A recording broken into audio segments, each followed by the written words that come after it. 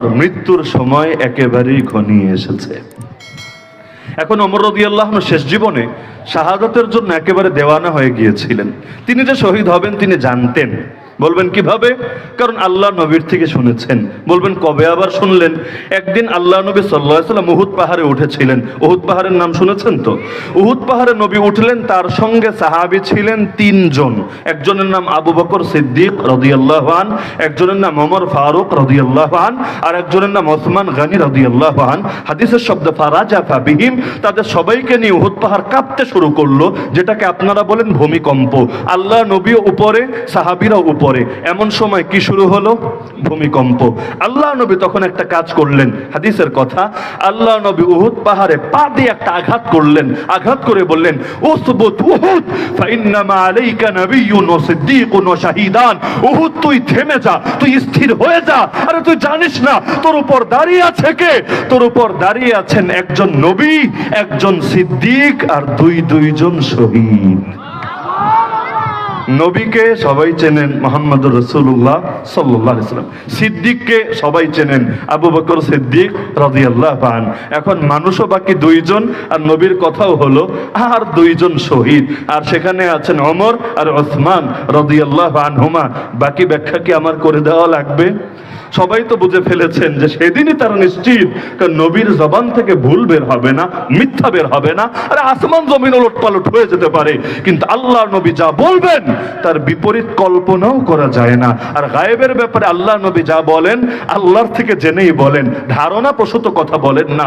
ওমা ইয়ানতিকু আনিল হাওয়া ইন হুয়া ইল্লা ওয়াহয়ুন ইউহা, সূরা নাজম আয়াত নম্বর 3 এবং 4। তো ওমর তো আগ থেকেই জানেন তিনি শহীদ হবেন। এজন্য বুখারীতে হাদিসই আছে, ওমর দোয়া করতেন, وقال عمر اللهم ارزقني شهادة في سبيلك, হে আল্লাহ আপনার রাস্তায় শহীদে মৃত্যু দান করেন।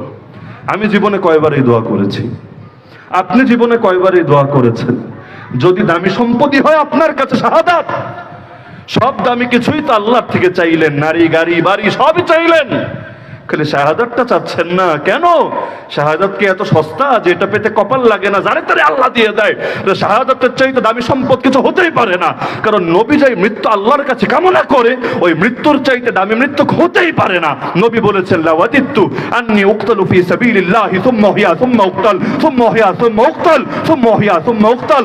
আল্লাহ আমার বড় দিলে চায় তোমার রাস্তায় একবার শহীদ হব, আবার জীবন দিবা, আবার শহীদ হব, আবার জীবন দিবা, আবার শহীদ হব, আবার জীবন দিবা, আবার শহীদ হব।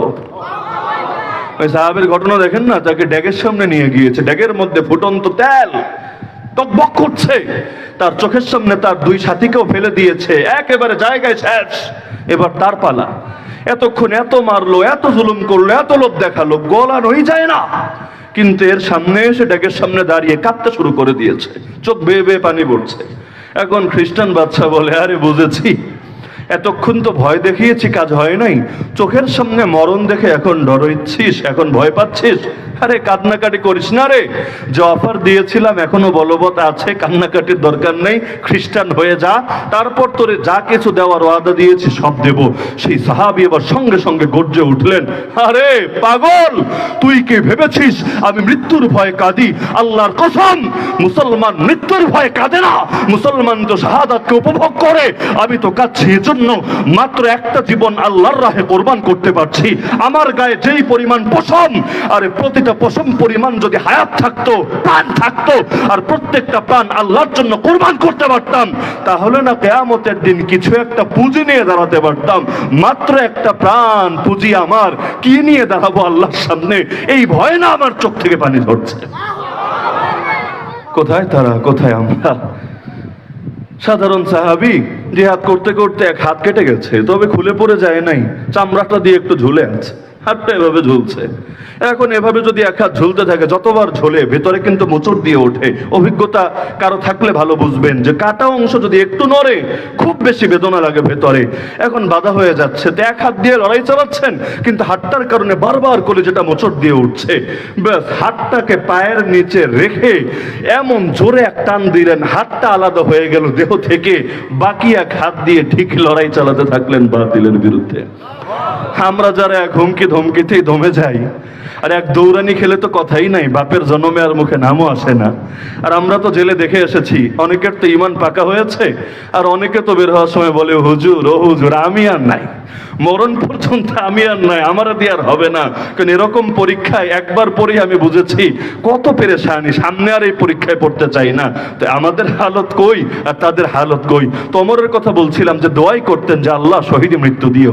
আমি মাঝে মধ্যে মাহফিলের মোনাজাতে ওই দোয়াটা করি যে আল্লাহ আমাদেরকে শহীদি মরণ দান করো। তবে ঢালাও ভাবে সবার জন্য বলি না, আবার যদি অনেকে আবার কষ্ট পেয়ে যায়, এজন্য আমি বলি আল্লাহ আমি পাপীকেও শহীদি মৃত্যু দান করো, আমার সাথে যারা আমিন বলে সবাইকে শহীদি মৃত্যু দান করো। অনেক সময় দেখি, সব জায়গায় না, অনেক সময় দেখি আগের বাক্য আর পরের বাক্যের চাইতে আমিনের ভলিউম কমে গেছে। মানে কি, আগের বাক্যে যদি আমিন বলেছে 10,000, পরের বাক্যে যদি আমিন বলেছে 15,000, মাঝখানের বাক্যে 2,000 4,000 নেমে এসেছে। কেন? ভয় পাচ্ছে যে হুজুর দোয়া করতে তো টাকা লাগে না, করতেই পারি, কবুল হয়ে গেলে কি হবে বুঝেন? যদি লাইগা যায় এক দোয়া, কষ্ট তো আমার হবে, ব্যথা তো আমার হবে, আপনি তো আর থাকবেন না তখন, বোঝেন কি এগুলো হয় না? আমাদের দোয়াই করি না আল্লাহর কাছে। তো ওমর দোয়া করতেন, কাঁদতেন। এমনকি লাস্ট যেই বছর হজ করেছেন, জিলহজ মাসের কথাই তো বলছি, ওই বছরই হজ থেকে ফেরার পথে আল্লাহকে বলেছিলেন আল্লাহ আমি বুড়া হয়ে গেছি, আমার শরীরও দুর্বল হয়ে গেছে, সুতরাং জলদি আমাকে তোমার কাছে নিয়ে নাও, গায়রা মুদাইয়িন ওয়ালা মুফাররিত, আমি আমার দায়িত্বরে যাতে বরবাদ না করি, বুড়া হওয়ার কারণে যাতে শিথিলতার পরিচয় না দিই, তার আগে আমাকে শাহাদাত দান করে তোমার কাছে নিয়ে নাও। এই ঘটনা ঘটলো, জুম্মার দিন খুতবাও দিল। মাঝখানে একটা রাদিয়াল্লাহু আনহু সিদ্ধান্ত ছিল যে এই মদিনা যেটা ছিল ইসলামী খেলাফতের রাজধানী, দারুল খিলাফা, এই মদিনার মধ্যে কোনো অমুসলিমকে রাখা যাবে না। কারণ আপনারা সবাই জানেন মক্কা, মদিনা এবং আরব উপদ্বীপে মুসলমান ছাড়া কারো প্রবেশের কোনো সুযোগই নেই। কোরআন দ্বারাও নিষেধ, হাদিস দ্বারাও নিষেধ।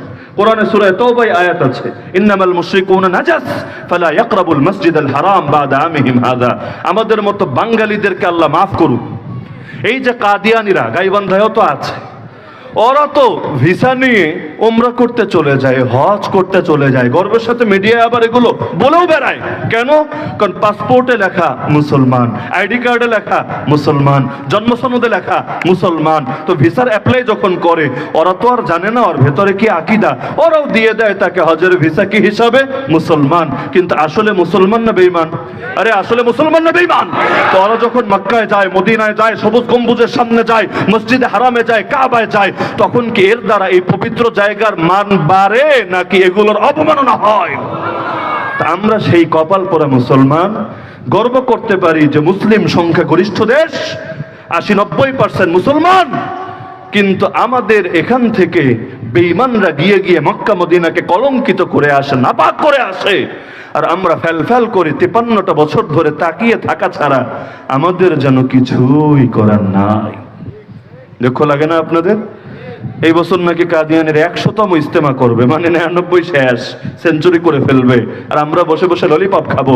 চালিয়ে যাও তোমরা, তোমরা চলো তোমাদের মতো, আমরা চলি আমাদের মতো। নাউযুবিল্লাহি মিন যালিক। তাহলে ওমর রাদিয়াল্লাহু আনহুর যে ব্যাপারটা ঘটলো, একদিকে তো রাসূলের আদেশ আছেই, আর একদিকে তিনি দূরদৃষ্টির কারণে, সতর্কতার কারণেও বলে দিলেন, নিরাপত্তার কারণেও বলে দিলেন, কোনো মুসলিম খবরদার যাতে মদিনায় না ঢোকে।